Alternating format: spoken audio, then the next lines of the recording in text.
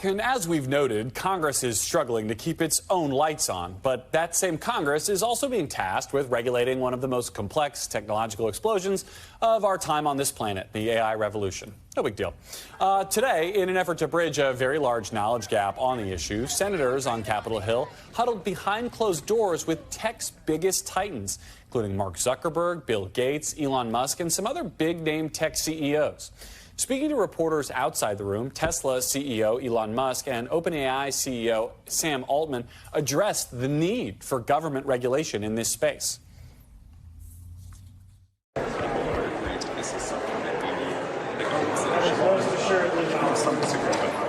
Yeah, I don't know what exactly. Perhaps the Department of AI. I think the probability of there being some sort of AI regulatory agency that stands on its own, similar to the FAA or FCC, is likely at some point. You think so? I think so. Senators Schumer and Rounds, part of the bipartisan group that organized the forum, praised the event while also warning of some of the challenges ahead.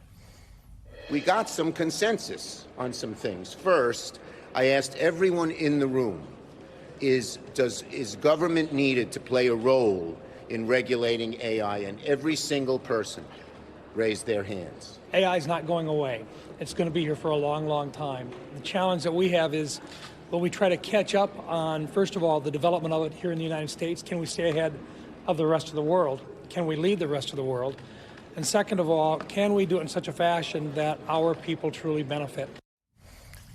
Joining me now is one of the senators who attended that meeting, Democrat from Colorado, Michael Bennet. So, Senator, thank you for joining us. You were obviously in the room all day today. What was your reaction, broadly speaking, from what you heard from these industry leaders?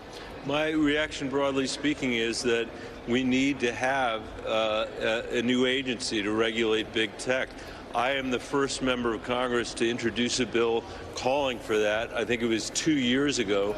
And it's a kind of an amazing out-of-body experience to be there to hear Elon Musk saying we need an agency like that. But I think the reason we need it is that Congress will never do a good job at this. Leaving this to the courts will be a huge mistake.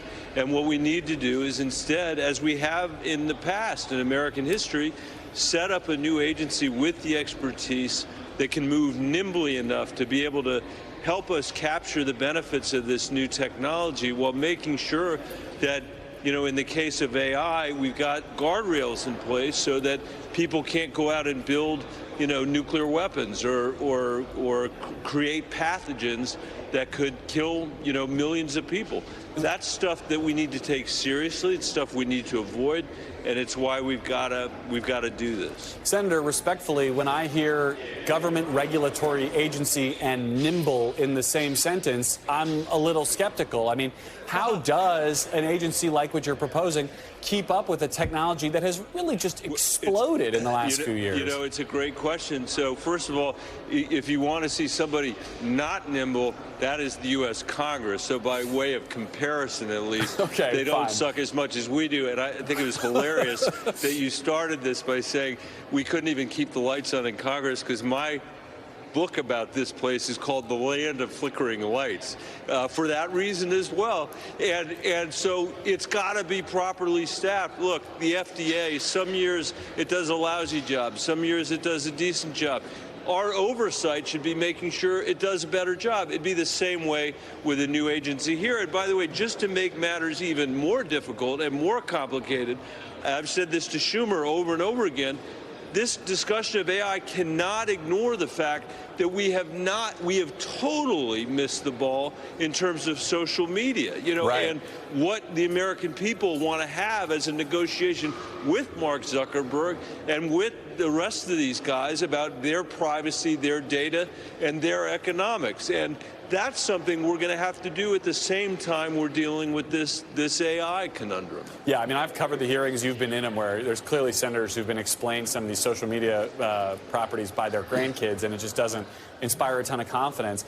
Should this meeting today, one of the criticisms of this meeting today, and to be fair, it's been widely, I think, praised on and off the Hill as a necessary step, but one of the criticisms was that it shouldn't have been closed doors. Do you think the public would have gained from watching this all play out, or does it kind of potentially limit what you all might have learned if the world was watching more directly?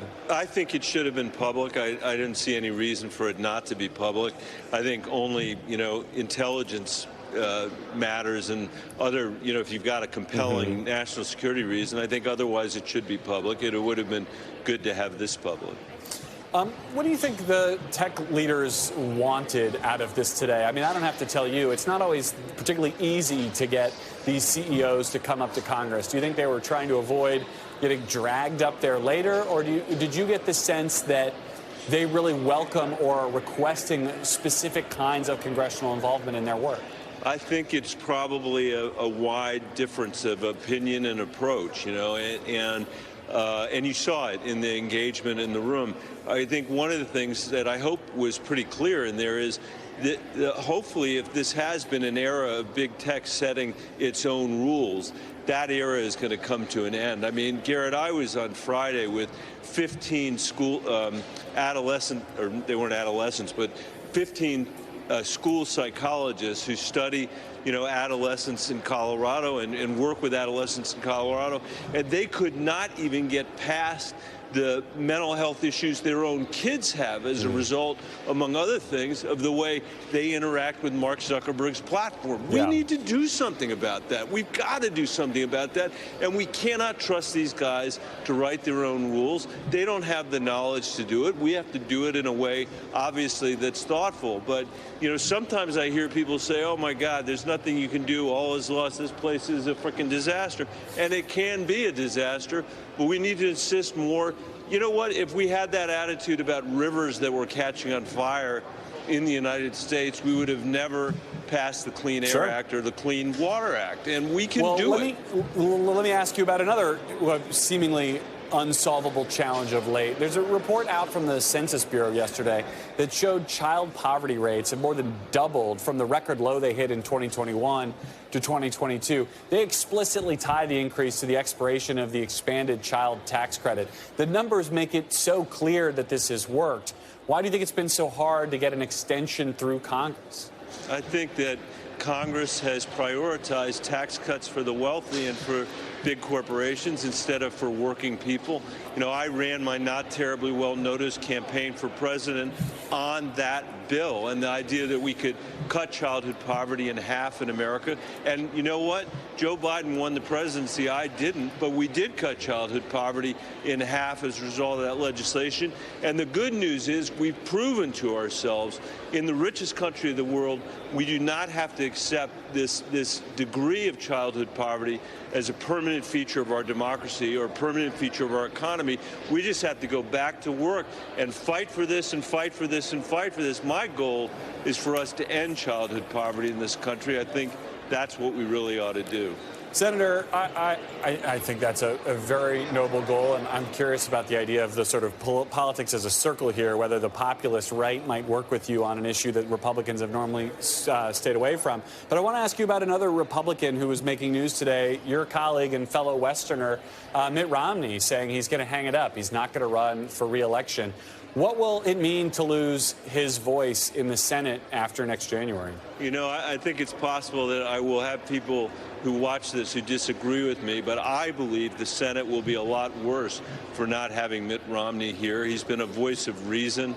I've worked with him on Western issues and also on, frankly, the child tax credit, where he had the most generous version of that of any Republican in the U.S. Congress. So I think we're going to miss Mitt Romney. I'm sorry that he's leaving, and I hope the rest of us, when you have a loss like that, maybe it's a moment for the rest of us to actually step our game up and maybe improve the way we work together. We're going to miss him here. Well, I hope so, Senator, and we can all keep the lights on up there after the end of this month. Senator Michael Bennet, thank you for coming on. Thanks, Garrett, for having me. Thanks for watching. Stay updated about breaking news and top stories on the NBC News app or follow us on social media.